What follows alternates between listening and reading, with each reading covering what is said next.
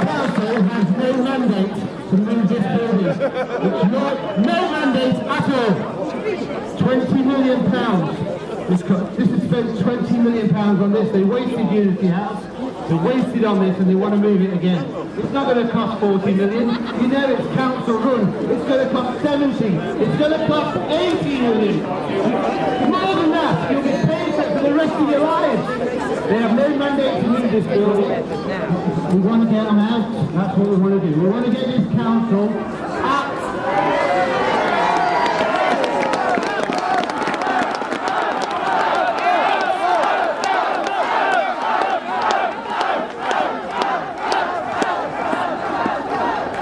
On the 19th of March, I think there's a debate. I'm hoping there's going to be a debate.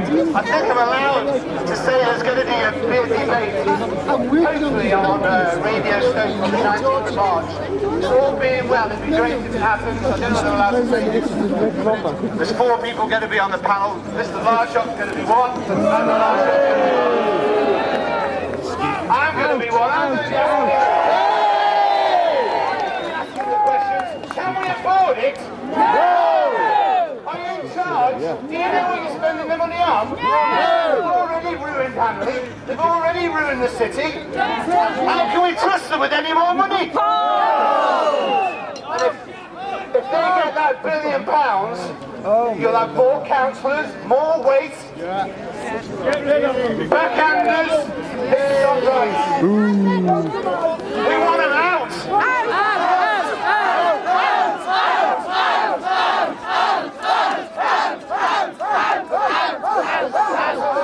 I think this Thursday at 5 o'clock, 5:30.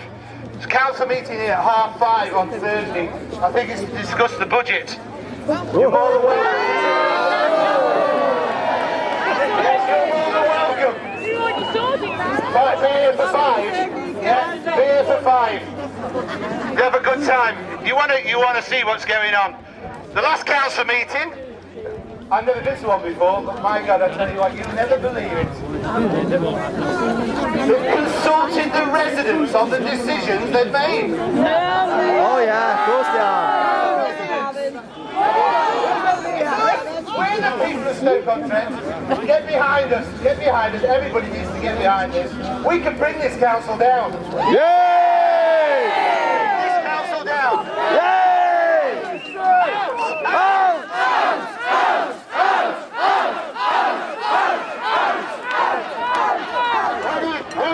A clear message out to Mr. Van der Larshot that we're not going to stand for it. No more! Nothing happens behind closed doors. We don't know what's going on. They're voting without our opinion. They have no mandate to move this building here. No mandate. You are dead right. Thanks guys for coming. I've just said my little bit. I'm so passionate about it. It gets to you. We are all passionate about it. And thank God you're all here today. It shows we care. We care, they don't. That's how it stands.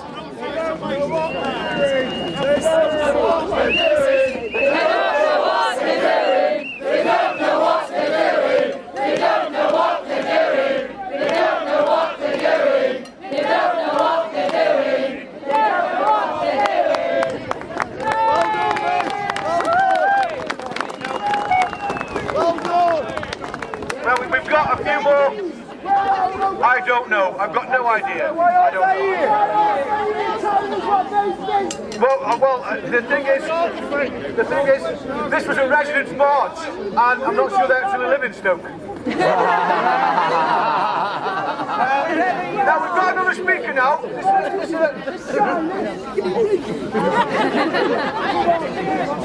We got another speaker here. We've got a lady who when Radio Stoke were on the other day and interviewed this. She rang up from Trent Vale, and she's a pensioner, and she rang up and she gave them help. You won't be able to see her, but you will be able to hear her, because I don't think she can stand on here. But her name is Betty Lewis, so I want you to give her a big round of applause, please.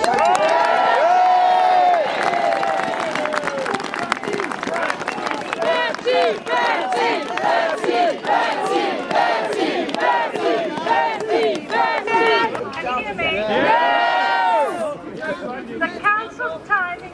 incredible. We're in the midst of the deepest economic downturn in living memory. Yeah. The situation gets worse by the day. Here.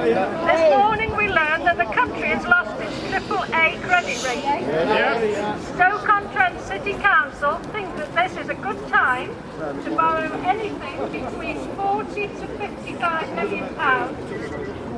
A toxic legacy that our children and grandchildren will be saddled with. Ridiculous. The council want this colossal debt so they can build new civic offices just 1 1/3 miles up the road from their present luxurious headquarters. Were built only 20 years ago at the cost of £20 million.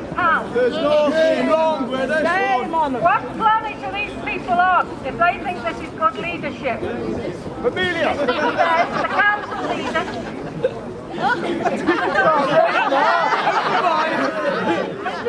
the council leader says he will rationalise assets. Translated into plain English, this means selling all the buildings you see behind us, as well as several others around this town.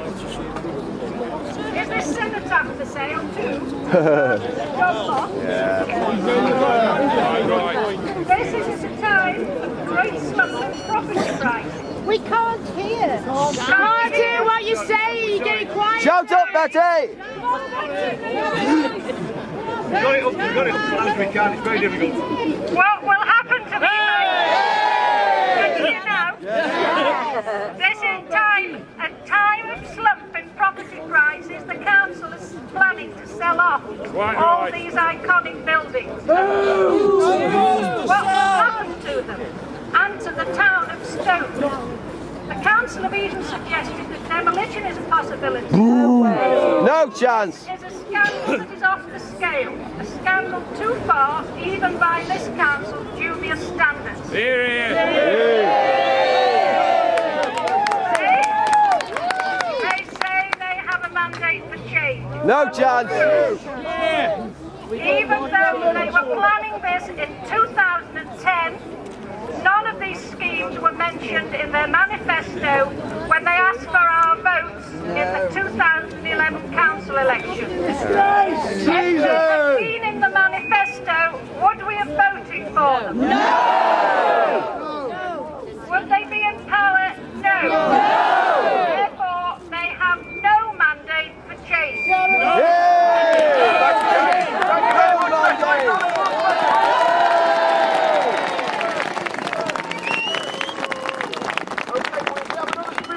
And this time it's another gentleman. He's a member of the club, but he fought vigorously against the closure of Tunstall Baths, and he fought vigorously for the social conscience in this city. His name is Father John Mather. I'd like you to give a round of applause, please, Father John.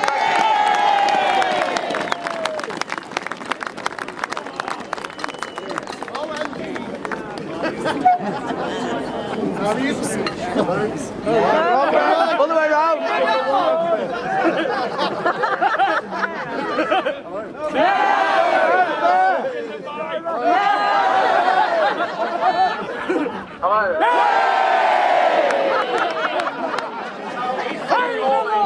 I'm here to quiet a crowd. Not many people on their knees today, but perhaps that's what we need to be doing. We need to be thinking really about what the council is doing to us and to our city. We should be proud of Stoke. We are. There's a lot of pride to be remembered, the history. But there's one thing we should not be proud of. We only have to look behind us to see the centre of power. I use power in perhaps a loose sense of the word. The problem with the council is they think they can do whatever they like. We need to remember that it's our money that they're spending. It's all the money that comes from our tax, from our rates. I'm talking about rates. The council made all these cuts. They cut and clears Tunstall Baths, shelves and pool, libraries, other essential services used by the people. Community centre. What did they not do? They didn't collect the council tax. No. If they'd done their job properly, if they'd collected the taxes that were due to them, the public cuts, the 20 million that was made of cuts, could have been paid for by their own work. So it's their fault, no one else. The buck stops with Mr. Van der Laarschot, Mr. Rivaz, and all the rest of them. They don't know what they're doing. Now, Mohammed Rivaz is a very respected scientist. He does a lot of very good work in medical research. I'm certainly going to knock that. As this gentleman says, if you're good at something, keep doing it. He's very good at medicine. He needs to get out of council. Get him out.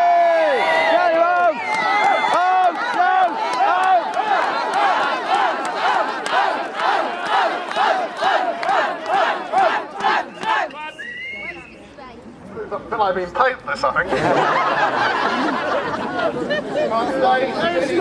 Remember that we have no confidence in Stoke-on-Trent City Council. Again, it was interesting to see how many people were going to turn out today. When we were cutting out elephant masks, printing posters, certainly I for one was a little worried. The greatest thing, or perhaps the worst thing, apart from the Stoke-on-Trent City Council, is apathy. A lot of people shout about things. A lot of people complain. A lot of people don't say, oh, don't do this in my name. But we need to remember that it's up to us to come back. We need to remind people to be careful, to stay down with this sort of thing. It's very much the power is in the people's hands. When the election comes around next time, we need to remember. Now it's very appropriate, we're outside. There's a lot to remember. We're standing in front of the War Memorial. We remember each year the sacrifice that these brave men made for their city.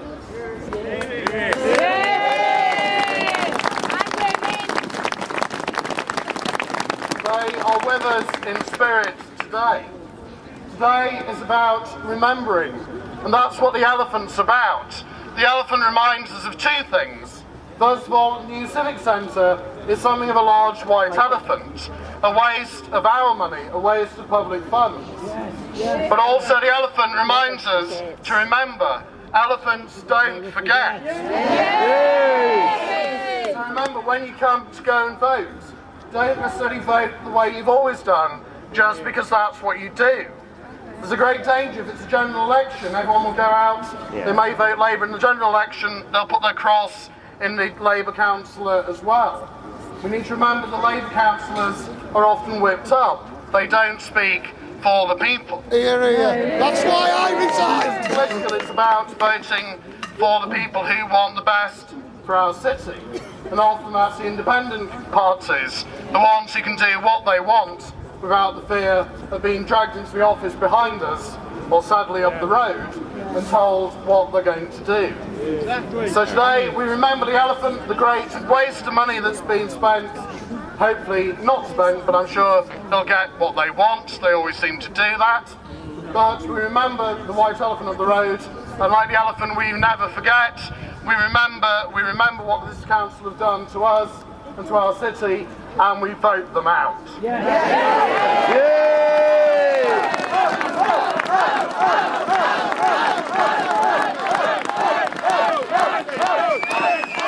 That's what the important thing is. Remember that democracy has a price, and we're paying it today. But look how many of us are supporting it. They're fantastic, absolutely brilliant. Now, I want you to be very patient now, because I've got a young lady now come up. She's going to be the final speaker of the day, apart from me saying one or two thank yous at the end. And I'm going to say one or two thank yous now before she comes up, because we've said the council. And the truth is, it's not the council, it's the leading group. And we've got one or two councillors here who've been very supportive of us, who spoke out against these cuts, who spoke out against this, and Mr. Wanger is here, I think, and Mr. Lilly, thank you very much, and one or two others. So, you know, it's not the council per se, it's the leading group. And that's what we're angry about. And when Mr. Lilly actually left the council, left the actual ruling party, because he was so disgusted with what they were doing. So that took an act of bravery, so thank you, Mr. Lilly. Now then. It is the officers who are making decisions behind closed doors who are unelected. Yes. So don't let's forget about that. Now I'm going to bring the young lady up now. She's 16 years old and she's going to tell you what she thinks from a young person's point of view. All right? Her name is Michelle. So nice round of applause to Michelle, please. Thank